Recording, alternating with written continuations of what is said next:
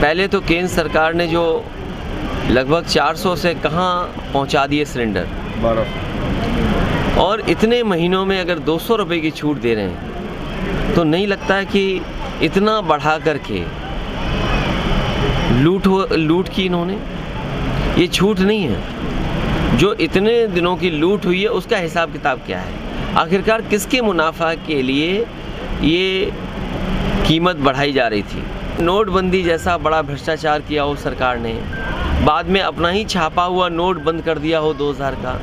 आखिरकार सरकार किस दिशा में जा रही है? बड़े पैमाने पे बेरोजगारी है, महंगाई है, और फिर सपना ये दिखा रहे हैं कि इतने लाख करोड़ के MOU हुए हैं, ज़मीन पर कुछ कारखाने आ गए हों, तो हमें आप बताइए। बिजली महंगी, दवाइयाँ महंगी, इलाज हो नहीं पा रहा है। सरकारी अस्पतालों में गरीब जा रहा है तो दवाई नहीं, स्टेशन नहीं, कोई इंतज़ाम नहीं, ऑपरेशन की कब तारीख मिलेगी पता नहीं। तो अभी तक इस सरकार ने एक भी सरकारी अस्पताल नया नहीं बनाया जिसमें गरीब का इलाज हो पाए।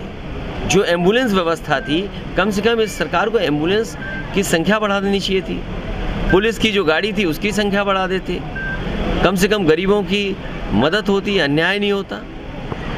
आए दिन घटना सुनने को मिलती है। और जो कानून व्यवस्था है, ये कानून व्यवस्था कैसी है उत्तर प्रदेश की? आपने कहा कि फ्री, आज क्योंकि त्यौहार है इसलिए बेटियां, बहनें, माताएं उसमें फ्री चलेंगी।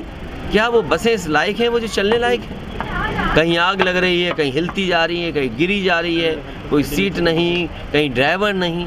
और अगर ड्राइवर, कंडक्टर किसी को पूजा करने दे दें, अगर किसी वजह से किसी की पूजा है उसमें अगर बस रोक दें तो सस्पेंड कर देंगे, टर्मिनेट कर देंगे।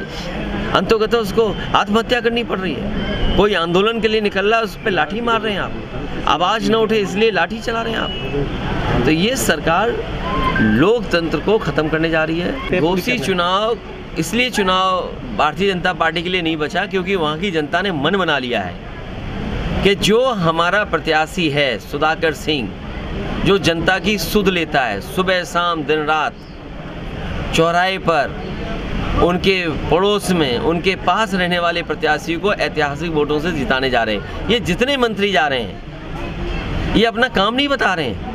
ये मंत्री अगर जा रहे हैं घोसी में तो कम से कम ये बताएं कि दिल्ली की 10 साल की सरकार में और उत्तर प्रदेश की 6 साल के लगभग की सरकार में उन्होंने जनता को कितनी राहत दी है, कितनी सड़कें बनी हैं, कितने पुल बने हैं, कितनी स्वास्थ्य इंतज़ाम बेहतर हुए हैं, कितनी शिक्षा के क्षेत्र में काम हुए हैं। आपने कौन सा बिजली का कारखाना बनाया? एक भी बिजली का कारखाना मुख्यमंत्री जी ने नहीं लगाया।